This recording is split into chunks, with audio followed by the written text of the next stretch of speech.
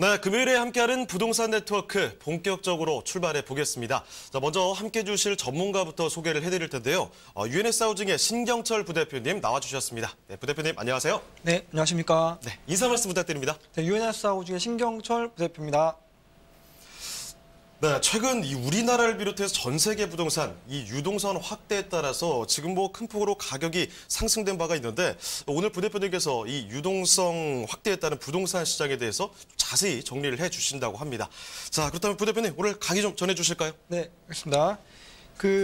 설 연휴를 끝나고 부동산 향방에 대해서 많이 궁금해하실 것 같은데 기존에 있는 그 팩트, 사실을 먼저 체크한 다음에 미래를 예측하는 게 좋은 투자자의 자세가 아닐까 그렇게 생각이 들거든요.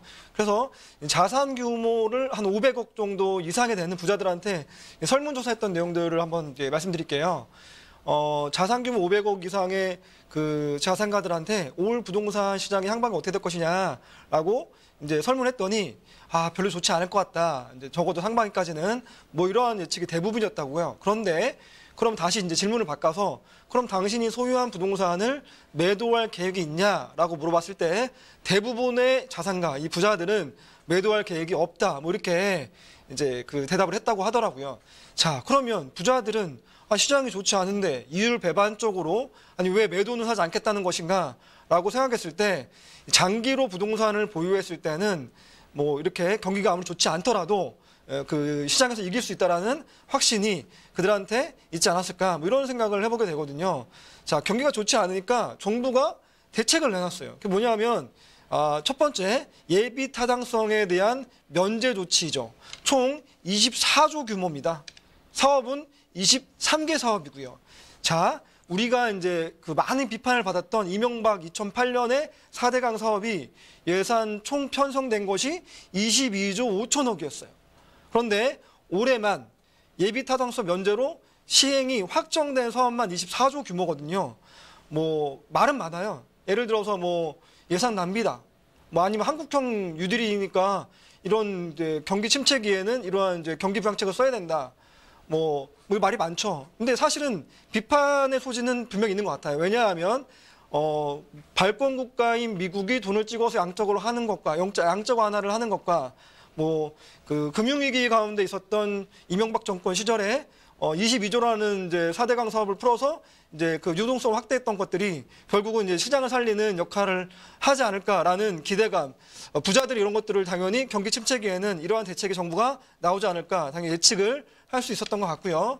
여기서 끝나는 게 아니라 이제 얼마 전에 이제 발표된 3기 신도시에 따른 토지 보상 금액이 무려 방금 이제 저랑 오늘 그 뉴스 브리핑 멘트가 겹치긴 하는데 22조에서 24조까지 된다고 이게 이제 이제 발표가 됐거든요.